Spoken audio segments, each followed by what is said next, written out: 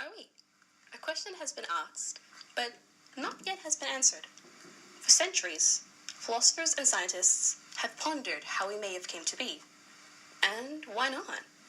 Our world is vast and beautiful, with many wonders and phenomena that we have yet to see anywhere else in the galaxy. All you have to do is glance and look around to experience it, with your own eyes. From the technology you use, to how trees grow, it's all things that happen right here on Earth. It's hard to imagine that one would not look upon its splendor and think, how has this all been made possible? Whether it's the result of nature taking its course, or the divine forces of a higher being, it has nevertheless divided many alike. This simple, three-word question has sparked many conflicts with people, having their own ideas and beliefs clash against one another. But who is right? And more importantly, what created us? In this program, we will not look at all sides of this debate, but just two. It has gone by many names: science versus religion, Darwin versus God, or more formally known as evolution versus intelligent design. Hi, I'm Peter. I work at La Trobe University as a chaplain, so I have a bit to do with students, and I've been asked to answer 4 questions, so I'm going to have a go at doing that. Thank you for your time. Which theory are you in support of? Which theory am I in support of, evolution or intelligent design?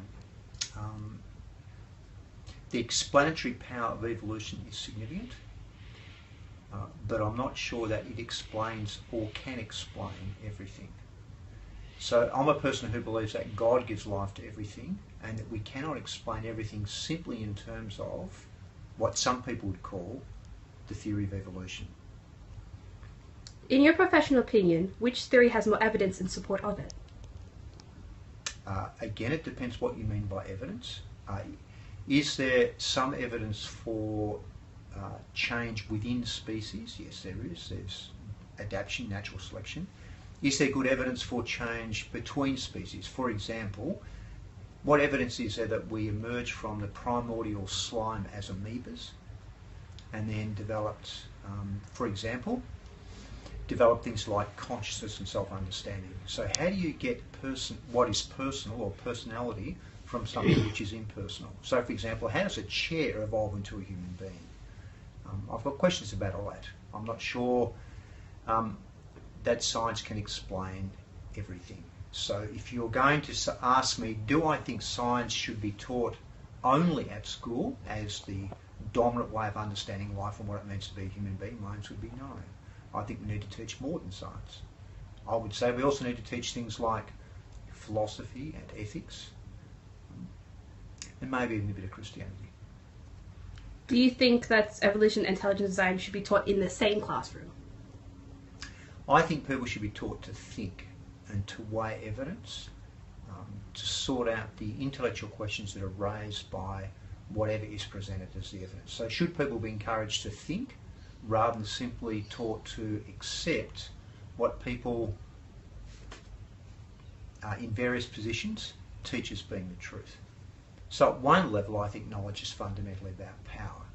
That is, if people agree with certain positions, they're the ones I'll teach in school, and they'll discourage questions.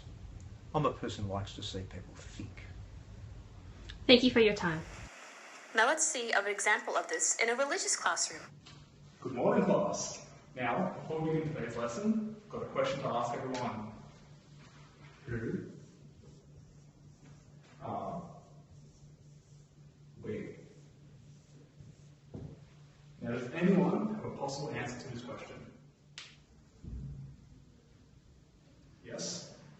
But sir, according to the book of Genesis, God created the world in 7 days, and on the 6th day he created us in his image. Hold on, but according to Bill Nye the Science Guy, humans evolved from monkeys through a process called natural selection. So does that mean God was a monkey? No, humans never went through any process called natural selection. Now, as Tyra said, humans were created solely through the image of God, meaning God looks just like us. So God does not look like a monkey. God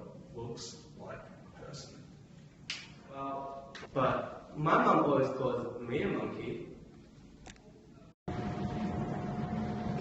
Hi, I'm Matt. I'm a demonstrator and PhD student at La Trobe University, and I'm studying mainly biology as my specialty.